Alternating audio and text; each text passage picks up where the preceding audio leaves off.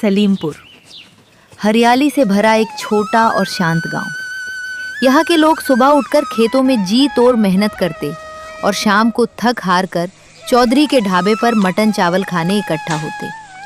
चौधरी कालीचरण पूरे गांव का सबसे रईस और घमंडी आदमी। वो अपने नौकर पप्पू के साथ ढाबा चलाता था। स्वाद के मारे गरीब किसान उसके पास जाते तो थे, लेकिन चौधरी हमेशा अपने पैसों के घमंड में चूर रहता और गरीबों को नीचा दिखाने का कोई मौका नहीं छोड़ता था। उसी गांव के किनारे एक छोटा सा घर था जिसमें 2 लोग रहा करते थे, गोलू और उसकी नवविवाहित पत्नी मालती। शादी को सिर्फ अभी 1 महीना ही हुए थे। रोज की तरह गोलू काम करने के लिए खेत जा रहा था। तभी वो अपनी पत्नी से कहता है, सुनो मालती, मैं खेत पर काम करने जा रहा हूँ। अगर तुम्हें घर के लिए बाजार से कुछ सामान चाहिए हो तो बता देना, मैं शाम को लौटते समय लेता आऊँगा। जी, सामान तो नहीं, पर रोज जब हवा चलती है तो कहीं से मटन बनने की बड़ी अच्छी खुशबू आती है। सुना है गांव में कोई बहुत बढ़िया मटन चावल बेचता है। क्या आज मेरे लिए थोड़ा मटन चावल ला देंगे? मटन चावल? अरे मालती, तुम कहो तो मैं बाजार से मटन खरीद लाता हूँ, तुम घर पर ही बना लो ना। नहीं जी, वो जो महक आती है ना, वो मुझे अपनी तरफ खींचती है। जब तक वहाँ का मटन चावल नहीं खाऊंगी मुझे चैन नहीं आएगा। ला देंगे ना? अच्छा ठीक है, परेशान मत हो। शाम को जब लौटूंगा तो तुम्हारे लिए मटन चावल जरूर लेकर आऊंगा। गोलू इतना बोलकर घर से निकल गया। वो खेत जा ही रहा था कि तभी उसका दोस्त मदन मिल जाता है। अरे वाह गोलू भाई, क्या हालचाल है? जब से शादी हुई है तुम तो गूलर का फूल हो गए हो। गांव में कहीं दिखाई ही नहीं देते भाई। क्या बताऊं मदन भाई, सब ठीक ही है। चेहरे पर इतनी उदासी और कह रहे हो सब ठीक है। कोई परेशानी है क्या? बचपन से आज तक हर बात शेयर की, अब शादी क्या हुई, दोस्त को पराया कर दिया? ऐसी बात नहीं है यार।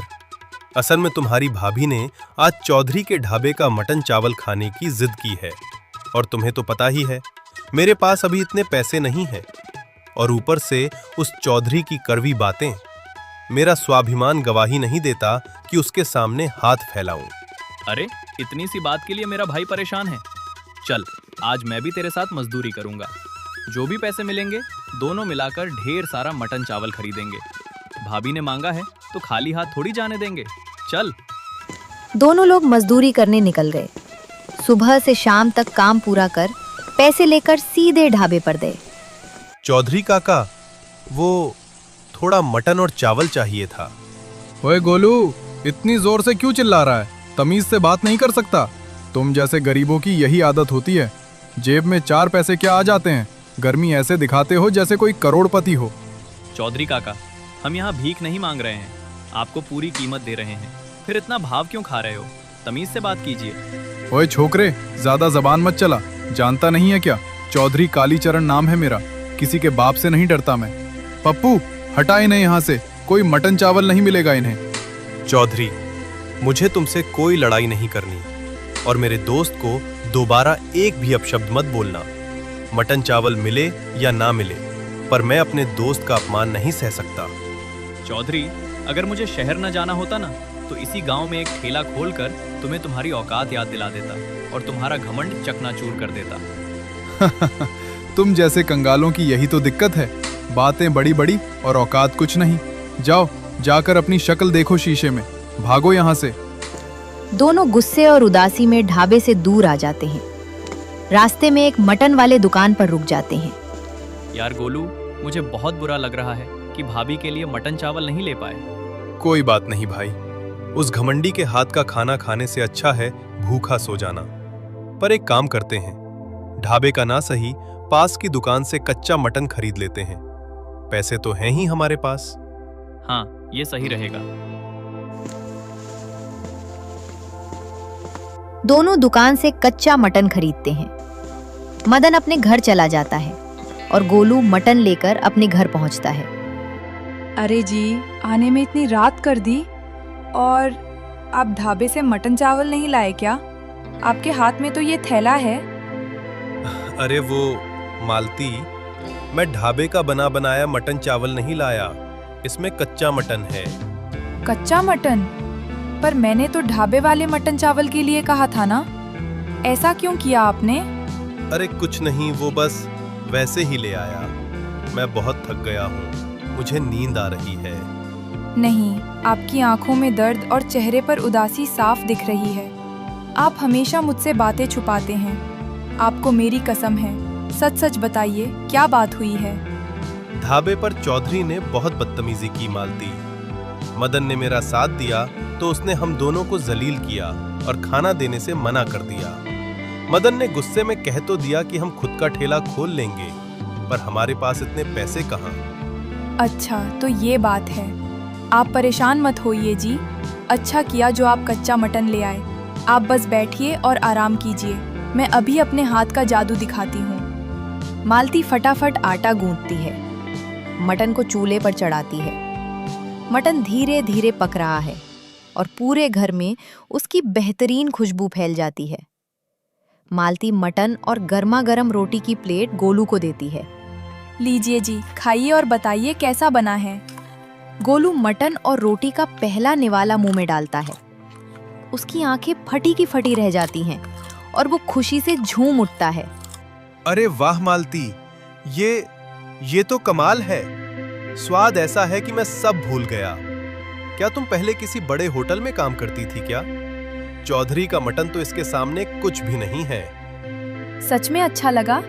तो सुनिए, जब मेरा हाथ इतना अच्छा है तो हम दूसरों की बातें क्यों सुने? हम गांव में खुद का मटन का ठेला खोलेंगे।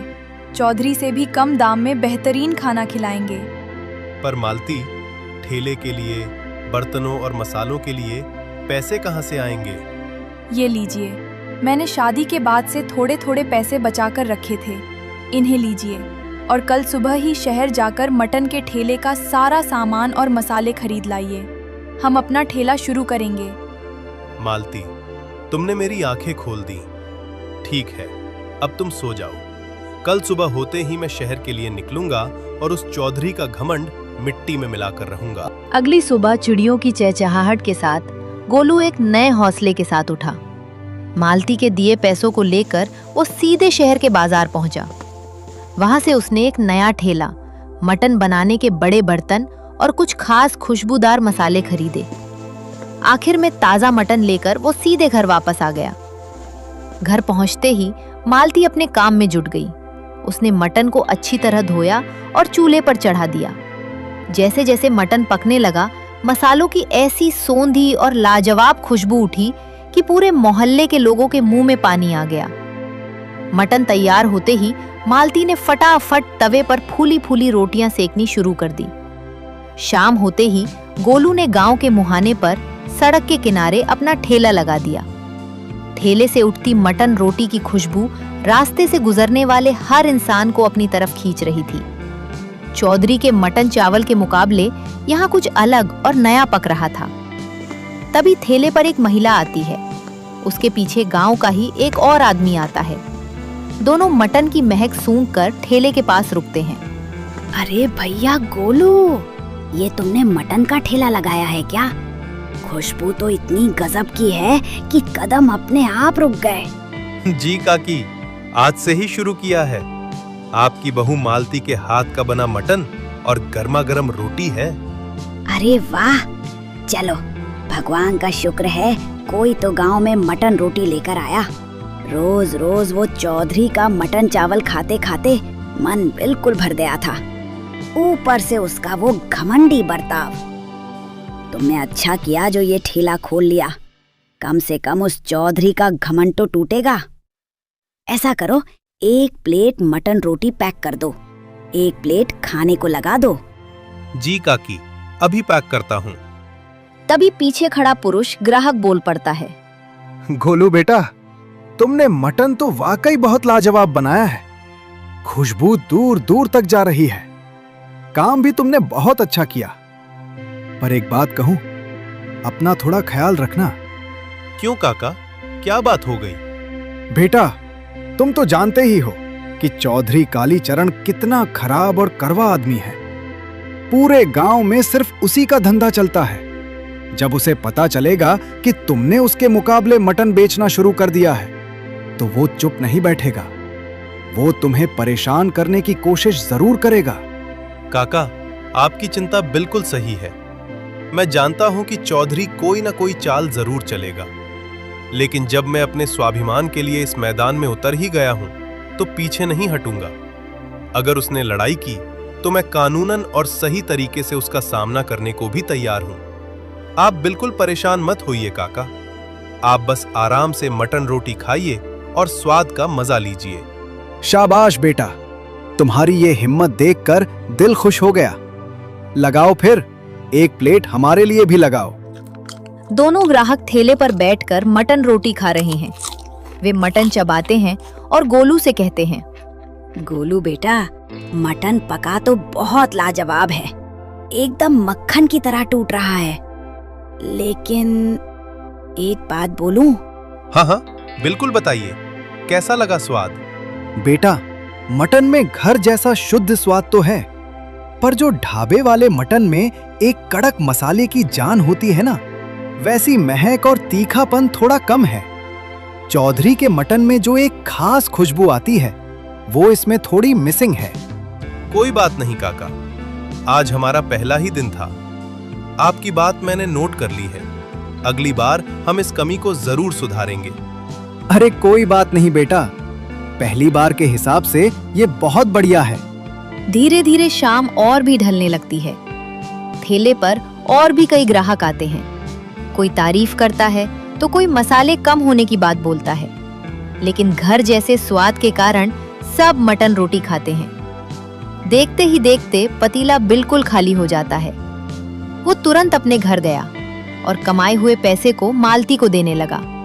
ये लो मालती, आज पहले ही दिन हमारा सारा मटन बिक गया।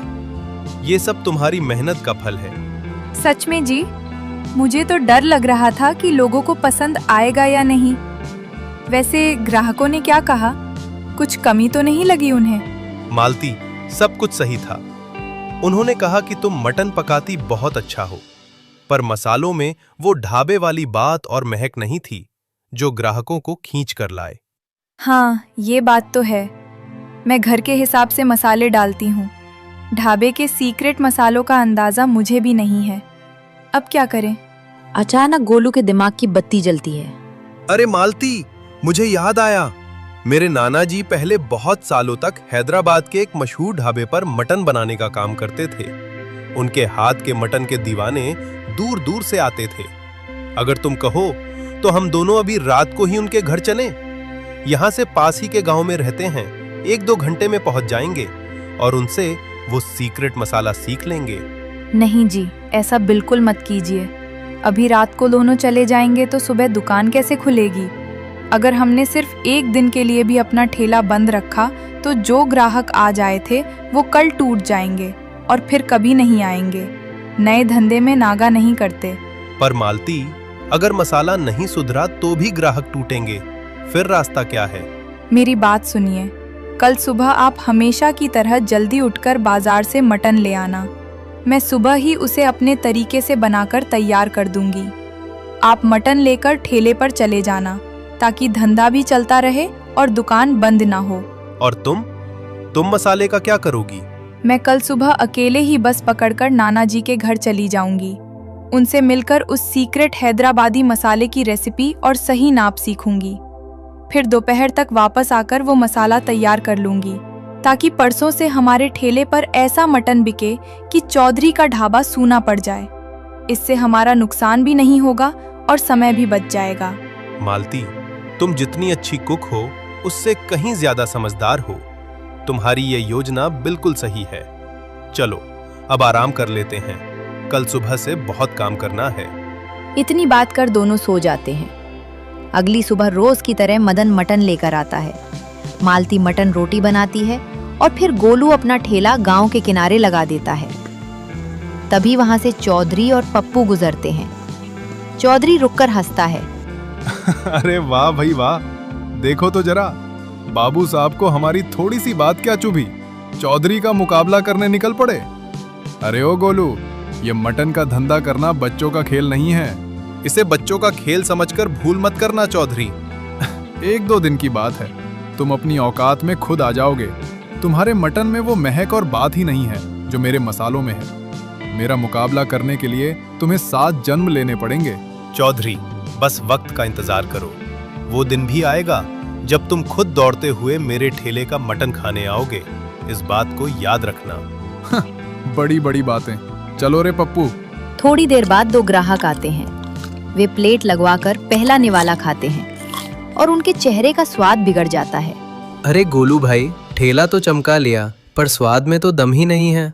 चौधरी के मटन जैसी ना कोई महक है ना वैसा स्वाद।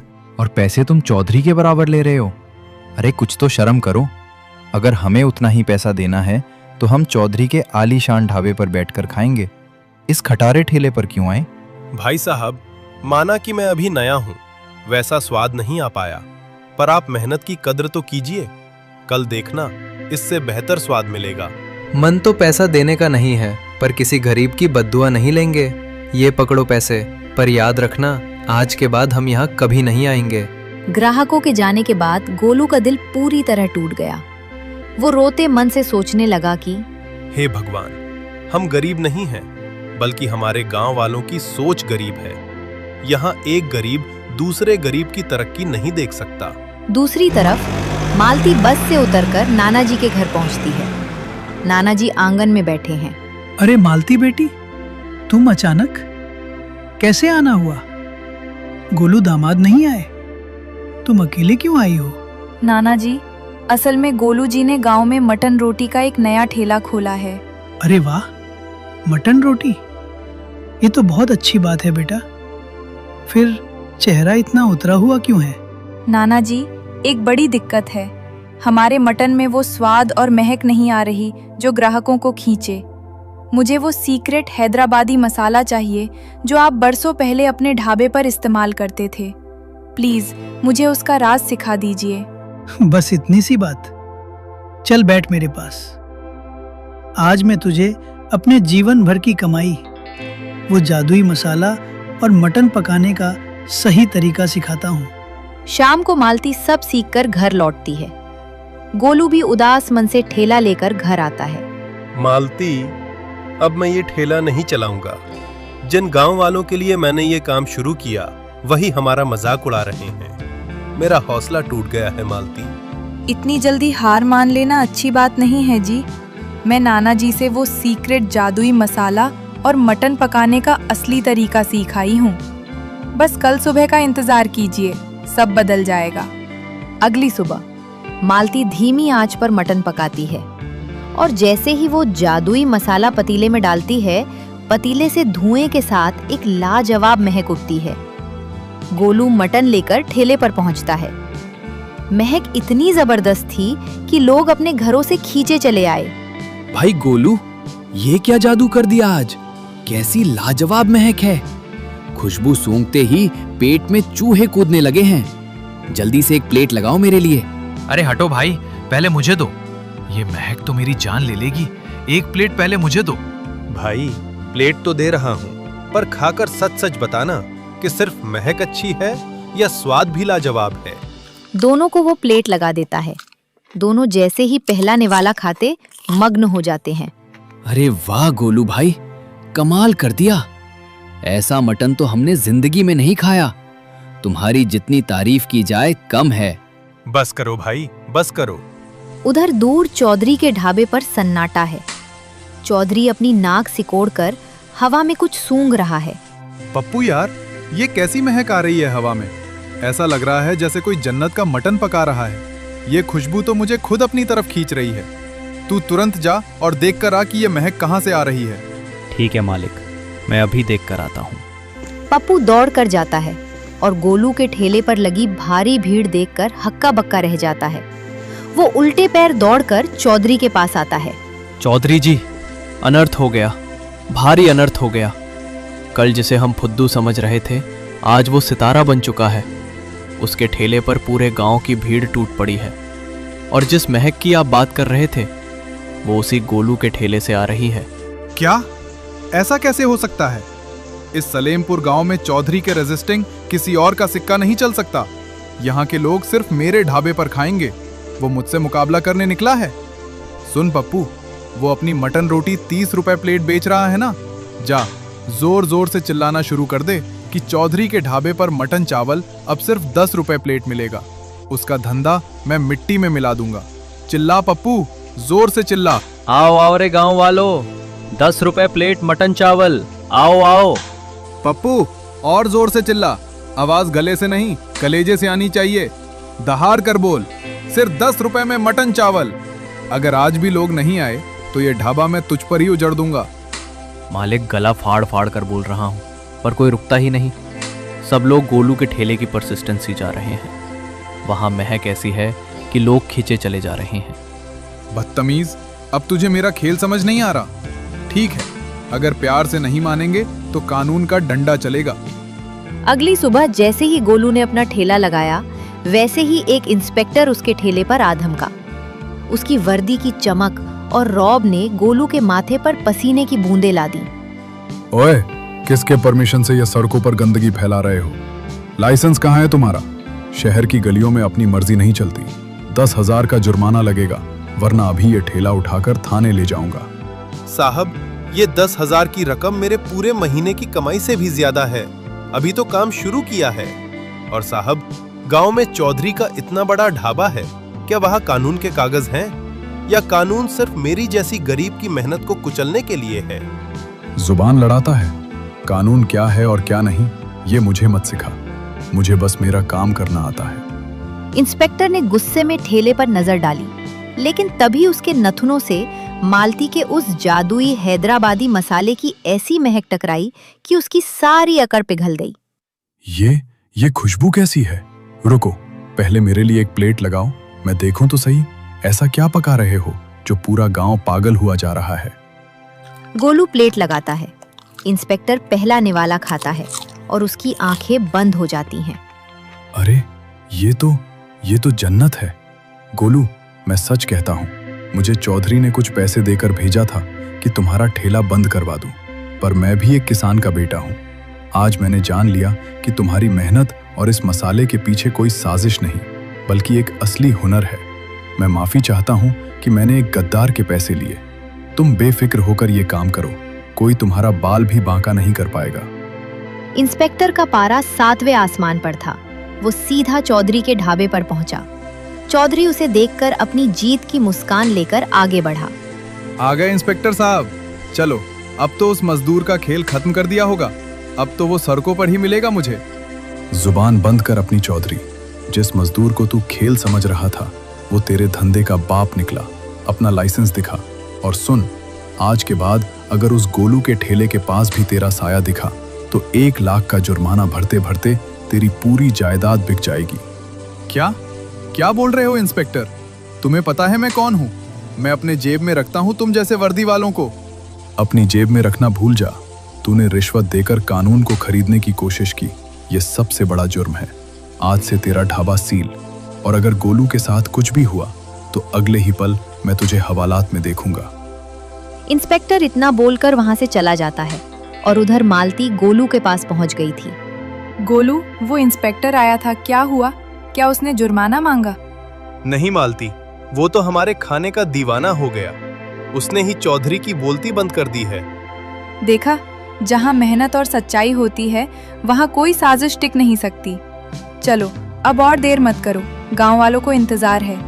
तभी चौधरी दुकान पर पहुंचता है। उसके तेवर पहले जैसे नहीं थे। वो मेज पर हाथ पटकते हुए नहीं, बल्कि धीमी आवाज में बोला, सुन, एक प्लेट लगा। अभी इंस्पेक्टर साहब गुजरे, वो भी कह रहे थे कि तुम्हारे हाथों में जादू है। स्वाद वाकई लाजवाब है। उसने खामोशी से प्लेट निकाली और चौधरी के सामने गर्मा गर्म खाना परोस दिया। चौधरी ने पहला निवाला खाया और फिर उसके हाथ रुक गए। उसकी आंखों में एक अजीब सी नमी थी। सच कहूं तो आज मुझे एहसास हो रहा है कि मैं कितना गलत था। बरसों से मैंने तुम्हें नीचा दिखाने, तुम्हें बर्बाद करने में अपनी पूरी ताकत झोंक दी, लेकिन इस होड़ में मैंने अपना ही सब कुछ गवा दिया। आज मैं अंदर से पूरी तरह टूट चुका हूं। क्या तुम मुझे माफ कर सकते हो? उसने अपना काम रोककर चौधरी की ओर देखा। चेहरे पर कोई नफरत नहीं, बल्कि एक सुकून था। चौधरी, नफरत का बोझ ढोना भी अपने आप में एक सजा ही थी। तुमने जो किया वो तुम्हारा रास्ता था और मैंने जो झेला वो मेरा सबक। पर अब जब तुम खुद अपनी गलती मान रहे हो तो मेरे दिल में तुम्हारे लिए कोई कड़वाहट नहीं बची। मैंने तुम्हें माफ किया। अब पुरानी बातों को यहीं दफन कर देते हैं। चौधरी ने अपना सिर उसकी ओर झुकाया और उसकी आंखों से एक आंसू छलक पड़ा। एक पुरानी दुश्मनी का अंत एक नई शुरुआत के साथ हुआ।